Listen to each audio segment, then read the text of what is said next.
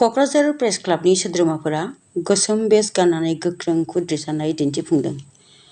दिनै उदालगुरि जिल्लानि सिङाव थानाय टंलायाव खौरांगिरि अजय कलिताखौ गाज्रि आखु बाहायनायनि हेंथायै थार बिजिरनाय मोननांगौनि दाबिजों क'क्राझार प्रेस क्लाबनि गासै सोद्रोमाफोरा क'क्राझार प्रेस क्लाबनि मोखाङाव साननि 11 रिंगायाव गोसोम बेज गाननानै गोख्रों बिजिरथाय फोरमायदों। खौरांगिरि अजय कलितानि थाखाय न्याय मोननांगौनि दाबिजों आसाम सरकार, बिटिआर सरकार आरो उदालगुरि खुंथायनि खाथियाव गोख्रों दाबि दैखांदों। क'क्राझार प्रेस क्लाबनि आफादगिरि किशोर सरकार आरो गाहाय नेहाथारि सुरज बसुमतारिया बिथांमोना जाथायजों लोब्बा थानाय दायनिगिरिफोरखौ हमनानै साजा होनांगौनि दाबि खालामनायजों लोगोसे आसामनि गिबि मन्त्रि डक्टर हिमन्त बिश्व शर्मा आरो बिटिआरनि गाहाय मावफुं सोद्रोमा मुस्रि प्रमद बर' बिथांमोनखौ दायनिगिरिफोरखौ हमनानै साजा होनायाव मदद होनो खावलायो। उदालगुरि जिলাৰ টংলাত 17 আগষ্টত যিটো ঘটনা সংঘটিত হ'ল, প্ৰথম খবৰ নামৰ এটা স্যাটেলাইট চেনেলৰ সাংবাদিক অজয় কলিতাৰ ওপৰত যিটো আক্ৰমণ সংঘটিত হ'ল, সেই আক্ৰমণক কোকৰাঝাৰ প্ৰেছ ক্লাবে তীব্ৰ ভাষাৰে গৰিহণা দিছে।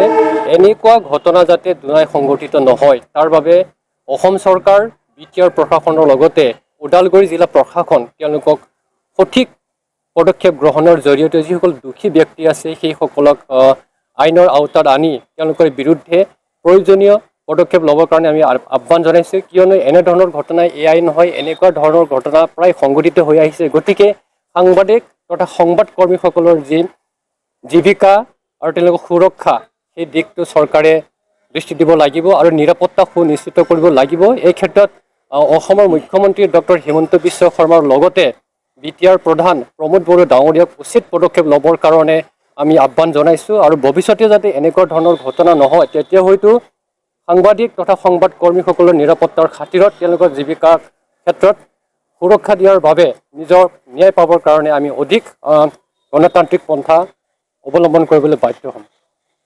কোকৰাঝাৰ প্ৰেছ ক্লাবৰ হৈ আজি আপোনালোকে চবেই জানে যে গোটেই অসমত তথা গোটেই ভাৰতবৰ্ষত কৰ্তব্যৰত সাংবাদিকৰ ওপৰত আক্ৰমণৰ ঘটনাটো দিনকে দিন বৃদ্ধি পাই আহিছে। ঠিক অনুৰূপ এটা ঘটনা যোৱা 17 আগষ্টত আমাৰ টংলাত হৈ গ'ল। তাতে এজন টিভি চেনেলৰ এজন সাংবাদিকক নিউজ কৰিব যোৱাতে তাতে কিছু দুষ্কৃতিকাৰীয়ে তাক শাৰীৰিকভাৱে যিটো এছাল্ট কৰিছে, আক্ৰমণ কৰিছে, তাৰ প্ৰতি আমি তীব্ৰ অৰিহণা জনাইছোঁ। তাৰ প্ৰতিবাদত আমি আজি কোকৰাঝাৰ প্ৰেছ ক্লাবৰ সমূহ সদস্যবিলাক আজি কলা বেজ পৰিধান কৰি আজি এইটো প্ৰতিবাদটো সাব্যস্ত কৰিছোঁ। আমাৰ কথা হ'ল যে আমাৰ ইয়াতে আমাৰ যিবিলাক কৰ্তব্যৰত সাংবাদিক আছে সিহঁতৰ যিটো নেকি মানে আপোনাৰ কিবাটো পাব লাগে, সিহঁতৰ সুৰক্ষিত কৰিব লাগে। কাৰণ আজি যদি কৰ্মৰত সাংবাদিকৰ ওপৰত যদি এনেকুৱা দুষ্কৃতিকাৰীয়ে এনেকুৱা আক্ৰমণাত্মক হৈ উঠে তেনেহ'লে বেলেগ মানুহৰ কি হ'ব?